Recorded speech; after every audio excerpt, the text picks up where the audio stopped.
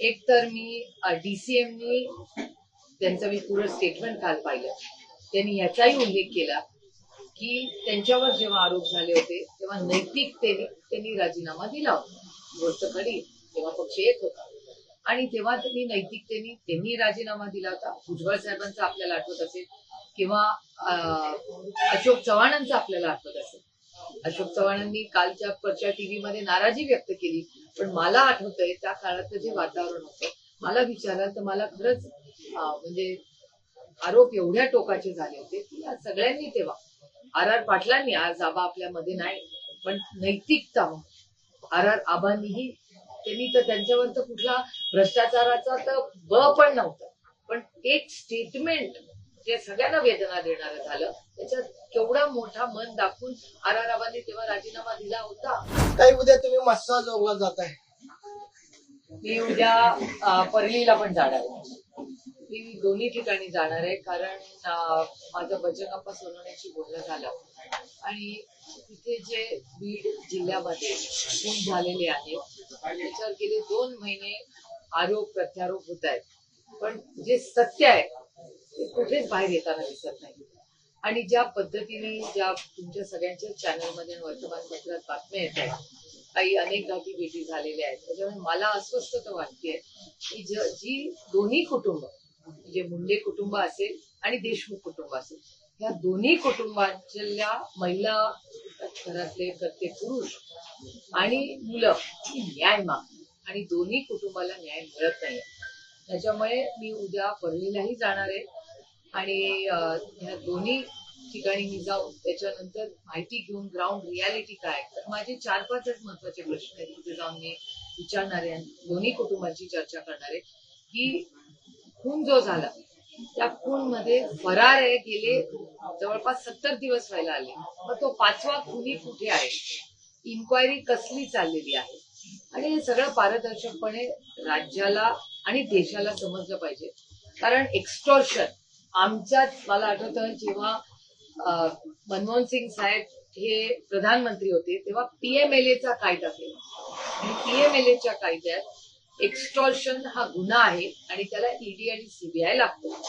तर मग ह्या सगळ्या प्रक्रियेमध्ये का नाही ईडी आणि सीबीआयची इन्व्हॉल्वमेंट झाली, का नाही आम्हाला माहिती कळत आहे त्याच्यात काय चाललंय. देशमुख कुटुंबाला आणि मुंडे कुटुंबा, या दोन्ही कुटुंबांना न्याय हा मिळालाच पाहिजे आणि दोन्ही घरामध्ये जो खून झालेला आहे त्या दोन्ही ज्या आमच्या भगिनी आहेत त्या दोन्ही माऊलींना आणि त्यांच्या मुलांना हा न्याय मिळालाच पाहिजे. अंजली दमानी यांनी जी ईडीची ऑर्डर दिली होती, तर ती दिलेली ऑर्डर जाणून बुजून रद्द केली असा त्यांचा आरोप. कोणाचा? अंजली दमानी. कसली ऑर्डर?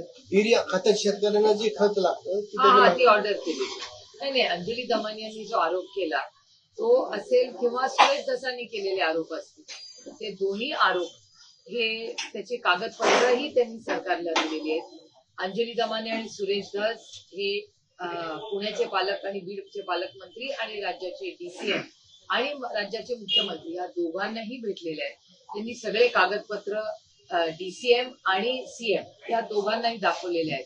त्याच्यामुळे आमची अपेक्षा आहे की पारदर्शकपणे महाराष्ट्रातल्या शेतकऱ्यांनी ज्यांनी फसवणूक केली, ज्या महाराष्ट्रामध्ये एक्स्टॉर्शन झालं, ज्या महाराष्ट्रामध्ये खून झाला, ज्या महाराष्ट्रामध्ये ज्या महिलांबद्दल धोरण आदरणीय पवारसाहेबांनी आणलं, ज्या छत्रपतींच्या महाराष्ट्रात, शाहू फुले आंबेडकरांच्या महाराष्ट्रात भारताच्या संस्कृतीत प्रत्येक महिलेला समान आईच्या जागेवर ठेवलं जातं, अशा महिलांवर डोमेस्टिक व्हायलन्सच्याही केसेस तुमच्या चॅनल्सवर बघायला मिळतात. अशी भयानक परिस्थिती आहे. त्यामुळे ह्या सगळ्या गोष्टींची पारदर्शकपणे चर्चा झालीच पाहिजे आणि ज्या पद्धतीने, म्हणजे आमची एवढीच मागणी आहे की पारदर्शकपणे राज्याला कळलं पाहिजे आणि ह्या सरकारनी नैतिकता दाखवली पाहिजे, आमची आग्रहाची भूमिका. धनंजय मुंडेंच्या राजीनाम्याबाबत आता अजितदादा बी म्हणाले की या संदर्भात धनंजय मुंडेच निर्णय घेतील. एक तर मी डीसीएमनी त्यांचं मी पूर्ण स्टेटमेंट काल पाहिलं.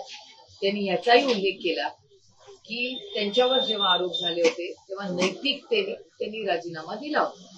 गोष्ट खरी, तेव्हा पक्ष एक होता, आणि तेव्हा त्यांनी राजीनामा दिला होता. भुजबळ साहेबांचा आपल्याला आठवत असेल किंवा अशोक चव्हाणांचा आपल्याला आठवत असेल.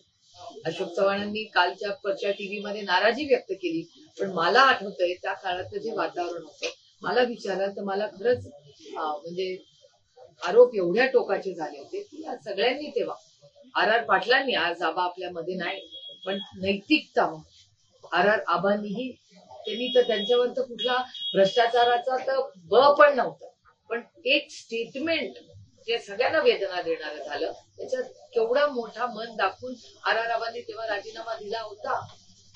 त्याच्यामुळे नैतिकता ही आबांनीही दाखवलेली आहे. अजित पवारांनी त्याचा काल डीसीएम यांनी उल्लेख त्याचा काल केलेला आहे. त्यांनी नैतिकता म्हणून राजीनामा दिला. तोच आदर्श ठेवून त्यांच्या बाकीच्या लोकांनी वागावं, एवढीच आमची अपेक्षा आहे. आणि आमचं म्हणणं आहे की जी काही इन्क्वायरी व्हावी ती पारदर्शक व्हावी. आणि आमचा का नैतिकतेबद्दल आम्ही म्हणतो, आता तुम्हीच बघा, म्हणजे मला कधीच वाटलं नव्हतं की सुरेश धस जाऊन त्यांना भेटतील, पण जेव्हा बावनकुळेजीच म्हणाले की अशी मीटिंग 4 तास झाली, आमच्यासारख्या लोक, आम्हाला ह्याच्यात कधीच राजकारण आणायचं ना. उद्याही मी राजकारण म्हणून जातच नाही. जर राजकारण करायचं असते तर 2 महिने आम्ही गप्प बसलो होतो. आम्ही सुसंस्कृतपणे न्याय मिळावा म्हणून पारदर्शक इन्क्वायरी व्हावी ही आमची मनापासून विनम्रपणे मागणी आहे सरकारकडे. पण जर सरकार अशा मॅनेजमेंट आणि कॉम्प्रोमाइज वगैरेच्या बातम्या येत असतील तर अस्वस्थ करणार आहे. आणि हे माणुसकीच्या नात्याने आम्ही